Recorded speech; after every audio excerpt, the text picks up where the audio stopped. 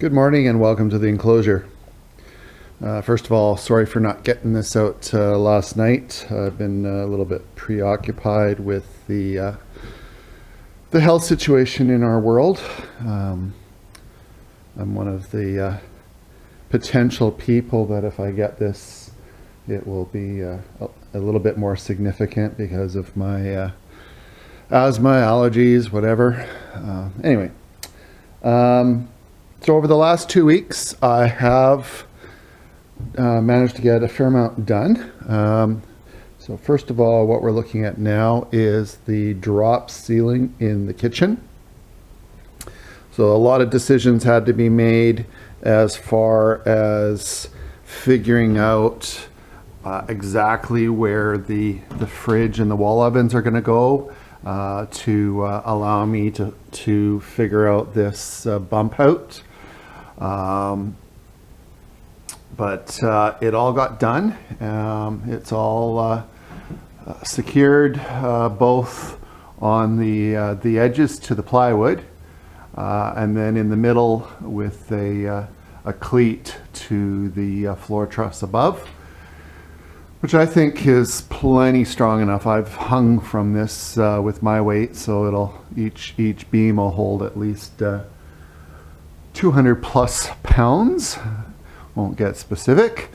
And this also then nicely defines the LED trough that you can see here. The orange string grid identifies where the track lighting is going to be, so that I was able to make sure that the framing was missing the track lighting, and also get a visual idea, sort of a translation from the drawings that we're happy with what we're seeing. And yeah, so far we are. There's an example of the actual track light right there. Sorry, not track light, recess light, LED recess light. So that's the ones that would be spotlighting for the work surfaces. The small, I think it's a 2-inch, 3-inch bezel. So that got finished, and then the other thing that I did, instead of starting on the electrical, I seem to keep on putting off electrical. I'm still trying to figure something out with the manufacturer, but like I said, the contact is on a family leave for another issue, and I'm trying to give them space, but eventually I'm going to need to figure this out. What I did do is I ran the lines for the shop air. And so here I used a product called Rapid Air, and you can see it here. It goes together really nice. It's a PEX aluminum PEX pipe, so it's semi-rigid, so it forms really nicely. As I'll go back around to the other side and show you. Actually, I can show you over here. It forms things like, let me put you up here, little dips like that. You can form it around a corner. Tight corners, you should use a elbow, like I have done here. And so it's basically ready to go. I just have to close off some of the connections in the shop that aren't being finalized yet, but we'll just go have another look at some other places. All in all, it took about 2.25 days to run. Here is the one to the lower level roof, the connection. As I had mentioned earlier, I'm going to have air to both roof levels so that I have the opportunity to blow off leaves. And then I also have one to the upper roof.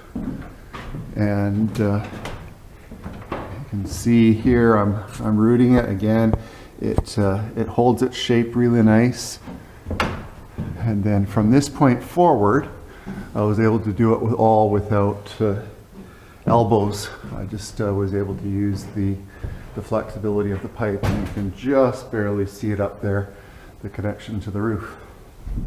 So that is what got done and finished. What I have started is the water supply service throughout the house. So the supply piping. That started with the disassembly and reassembly of the water service just inside the house.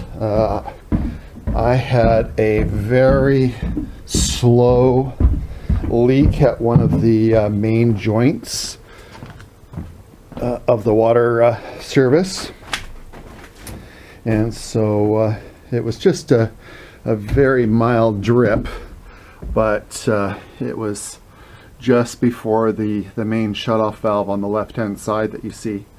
And so I took enough of this apart so that I could spin the thing off and redid it, and then began the connection of the PEX. And so it's just capped off there so that I could continue to use the let's see here, I'll point you out here. It's just capped off so that I could continue to use the garden hose to supply my toilet and sink downstairs until I get them hooked up. And then I started to do the hangers, hammer drilling in and laying them. Here you can see the termination of the shop hair. This is going to be the location that the compressor is located, so it's capped off at this point. Well, back to the water.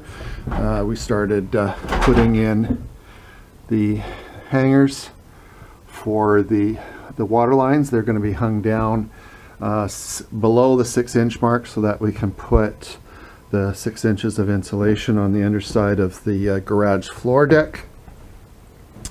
And then frustratingly, on Saturday I spent 8 hours drilling those 2 holes, which was extremely frustrating and extremely tiring. My arms are still aching because obviously it's above my head, and because of all this piping here, it's an awkward location. So my arms are still burning. It started out with using my hammer drill and a bit, and the first one went fairly well. It went fairly quickly, and I didn't have too many problems. And I'm just looking for the drill bit. It might be upstairs. But about a third of the way through the second one, and the hammer drill brushes let go. And so I went out and quickly rented a there's the dead one. I quickly went out and rented a hammer drill and came back, and then my drill bit let go. Basically, I was grinding off all of the teeth, and so I had to go back to the store and hand in the hammer drill I had and get a larger hammer drill and the bit that fit the larger hammer drill, because they didn't have a 2-inch bit that fit the smaller hammer drill. And it turns out I was just on the edge of a piece of rebar, which is why my bit let go.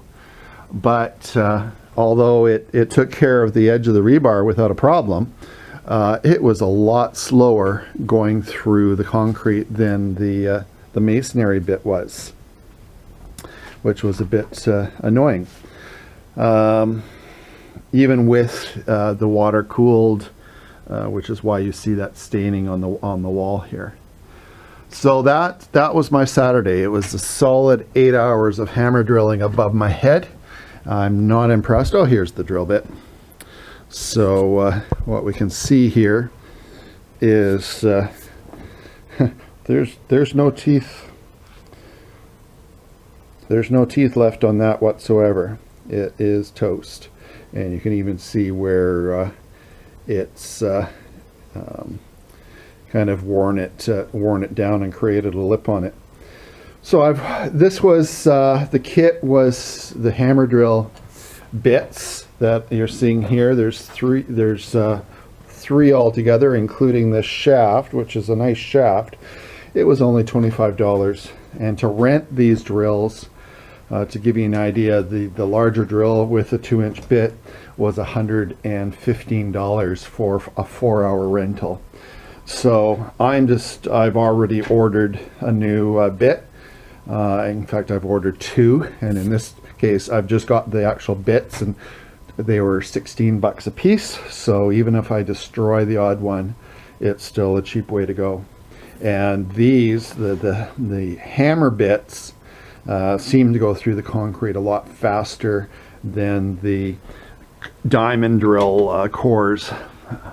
Funny enough. And I think that's because on the diamond you cannot get enough force when you're doing it by hand. They're really meant to be in a jig that bolts to the wall, and then you advance the drill into the wall using a large handle on the jig. And I did notice when I was using the drill that I was there's a light indicator on the drill that shows when you have the proper force when you're pushing hard enough, and I could never get that force. I couldn't get the green light to stay on. It was always in the orange range. So that's where we're at. Thanks for visiting, and we'll talk to you again soon. Cheers.